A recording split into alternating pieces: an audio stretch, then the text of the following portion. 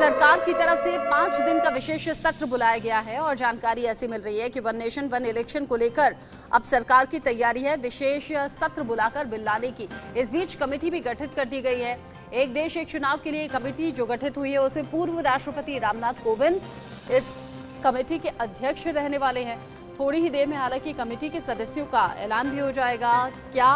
किसके जरिए क्या काम किया जाएगा, किसकी क्या जिम्मेदारी होगी इस कमेटी में, इस कमेटी की भूमिका क्या होगी, ये सब कुछ नोटिफिकेशन के जरिए जारी किया जाएगा, बताया जाएगा। और जिस तरीके से वन नेशन वन इलेक्शन को लेकर अभी खबर मिल रही है, याद कीजिए प्रधानमंत्री नरेंद्र मोदी ने भी अलग अलग मौकों पर वन नेशन वन इलेक्शन की बात कही है और इसे देश हित में बताया है कि इससे समय बचेगा, बताया है कि करोड़ों रुपए जो खर्च हो जाते हैं उसमें कमी आएगी, यानी कि ये देश हित में हो सकता है। अब खबर ये मिल रही है कि 18 से 22 सितंबर के लिए जो 5 दिन का विशेष सत्र बुलाया गया है, सरकार की ये कोशिश रहेगी कि one nation one election bill इसी सत्र के दौरान लाया जाए। जैसे मैंने कहा, कमेटी गठित हो गई है। पूर्व राष्ट्रपति रामनाथ कोविंद के घर हलचल बढ़ गई है क्योंकि इस कमेटी के अध्यक्ष वही हैं। रामनाथ कोविंद के घर पहुंचे हैं बीजेपी अध्यक्ष JP Nadda. One nation one election committee के अध्यक्ष हैं रामनाथ कोविंद। अध्यक्ष के तौर पर बड़ी जिम्मेदारी इस कमेटी में निभाने वाले हैं रामनाथ कोविंद।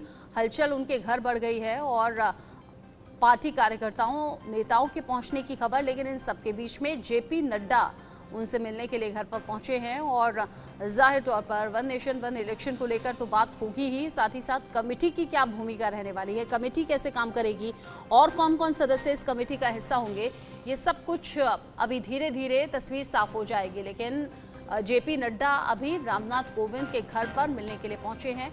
ये इस वक्त का ताज़ा अपडेट है। पूर्व राष्ट्रपति रामनाथ कोविंद जो कि इस कमेटी के अध्यक्ष बनाए गए हैं।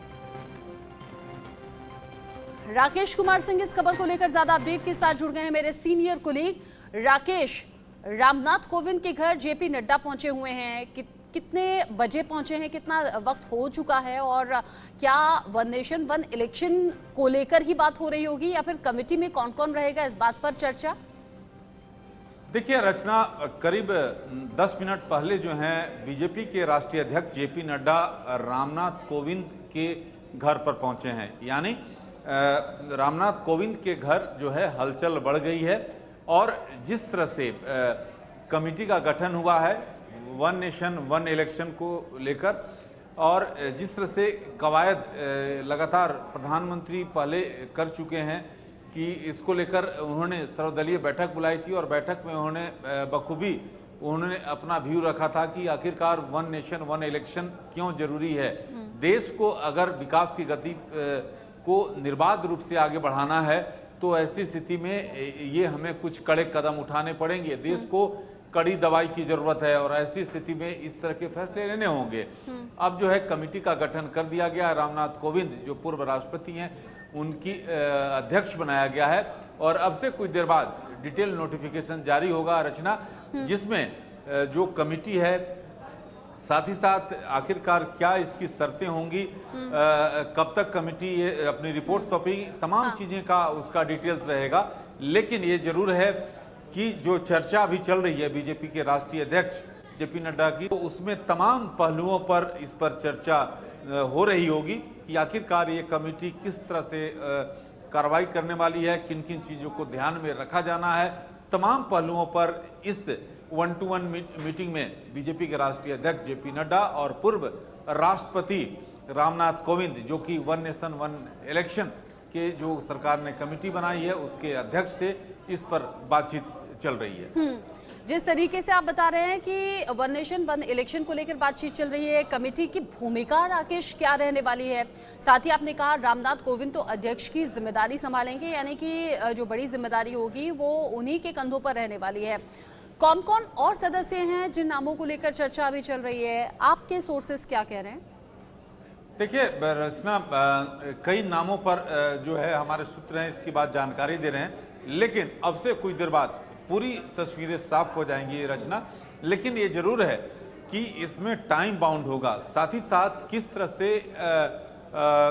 जो इस पर फैसला लिया जाना है, समय सीमा कितना, क्या 1 महीने के अंदर, या उससे पहले किस तरह की जो चीज़ें हैं उन तमाम पहलुओं का ये कमेटी अध्ययन करेगी और उसके बाद रिपोर्ट दिया जाएगा।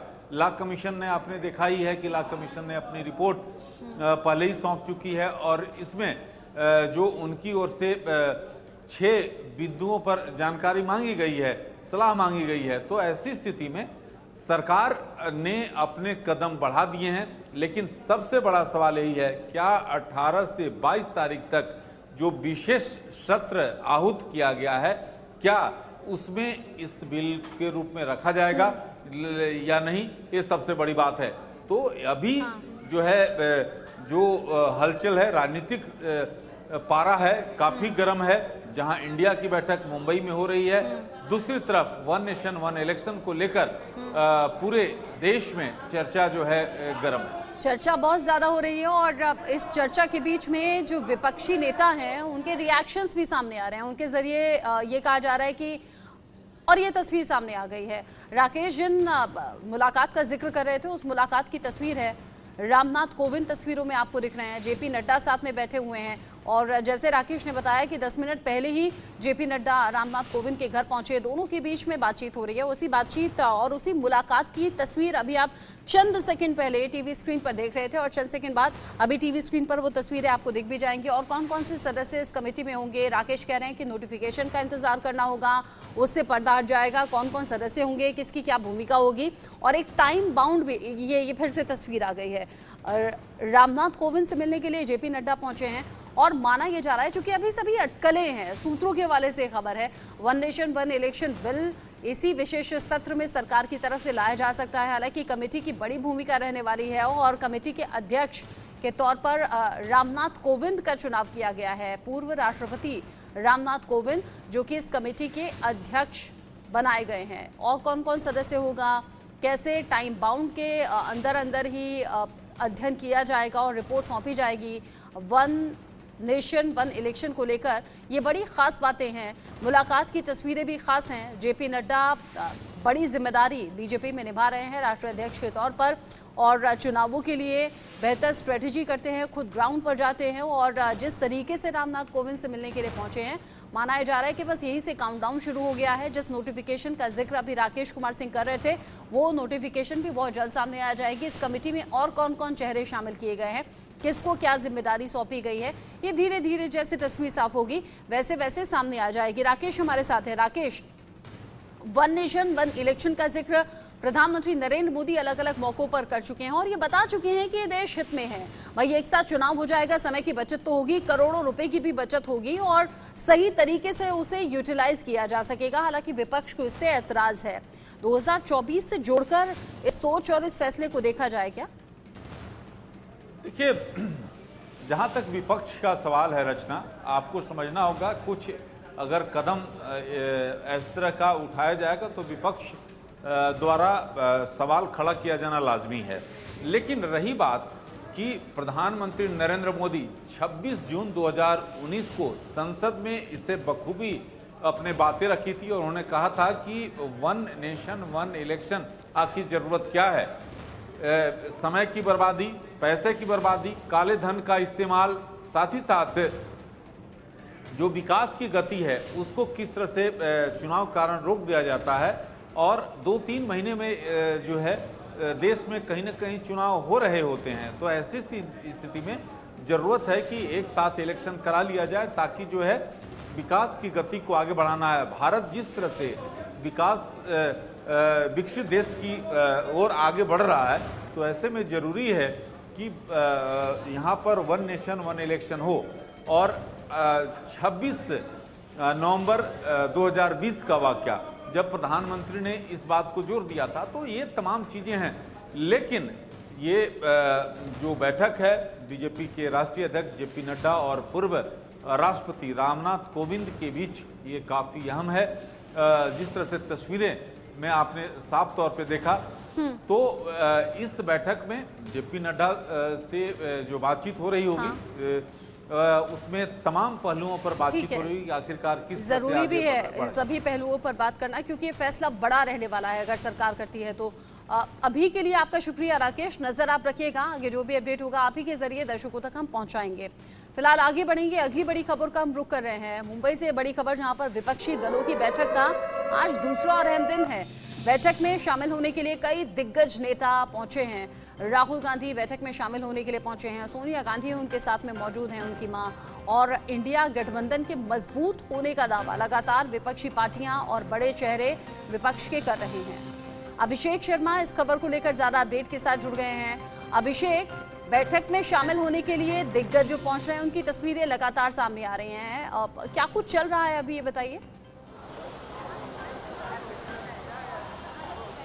बिल्कुल, देखिए मीटिंग शुरू हो चुकी है और मीटिंग इस वक्त जो 10:30 का टाइम था, 10:30 बजे मीटिंग शुरू हो गई है। सभी के सभी नेता जो 28 दलों के नेता है वह इस वक्त यहाँ पर पहुंच चुके हैं और मीटिंग शुरू होने के बाद देखिए जाहिर सी बात है कि तमाम जो इनके बारे में जो एजेंडा तय किया जाना कि आखिरकार आगे का प्लान क्या क्या होगा उसके बारे में लगातार चर्चा शुरू है। लेकिन एक महत्वपूर्ण बात यह है कि आज जो लोगो लॉन्च किया जाना था इंडिया का, यानी इंडिया अलायंस का, वह आज नहीं लॉन्च किया जा रहा है। उसके पीछे कारण जो इंडिया न्यूज को सूत्रों द्वारा सही जानकारी मिली है कि लेफ्ट की जो पार्टियां हैं और इसके अलावा कुछ अन्य और पार्टियां हैं, उनसे सलाह मशवरा नहीं किया गया था, उनको विश्वास में नहीं लिया गया था, जिसकी वजह से उन लोगों ने लोगों का जो अनावरण करना था आज उसका विरोध किया, यानी कहीं उसका ऑब्जेक्शन लिया, जिसके कारण ही लोगो लॉन्च नहीं किया जा रहा है। यह एक बहुत बड़ी बात है। अब समझिए कि जिस तरीके से तीसरी मीटिंग है इस इंडिया अलायंस की जो गठबंधन नया बना हुआ है, और इसके लिए तीसरी मीटिंग में ही तमाम कहेंगे आपस में शुरू से मतभेद दिखाई पड़ रहे हैं। और देखिए जितने भी नेताओं से हम बातचीत कर रहे हैं, नेताओं ने खुलकर कहा भी है, कह भी रहे हैं कि हाँ हमारे बीच में मतभेद तो है, लेकिन हम इस बात पर साथ में आए हैं कि 2024 में किस तरीके से बीजेपी को हरा सके, किस तरीके से मोदी को पीएम ना बनने दें, यह एक उनके लिए बड़ा मुद्दा है। सवाल खड़ा होता है, भले ही वो एक पार्टी को लेकर, एक व्यक्ति को लेकर वो विरोध कर रहे हैं, लेकिन सच्चाई तो है कि आपस में इतना मतभेद है कि वह कब दूर होगा। अब बात आती है, ये तो बड़ी बात है अभिषेक, अगर लोगों को लेकर सभी पार्टियां सहमत नहीं या फिर एक राय नहीं, तो फिर एक चेहरे को लेकर कैसे ये सभी पार्टियां सहमत होंगी, ये बड़ा सवाल है। शुक्रिया अभिषेक अभी के लिए। नजर आप रखिएगा, आगे जो अपडेट होगा आपके जरिए दर्शकों तक पहुंचाएंगे।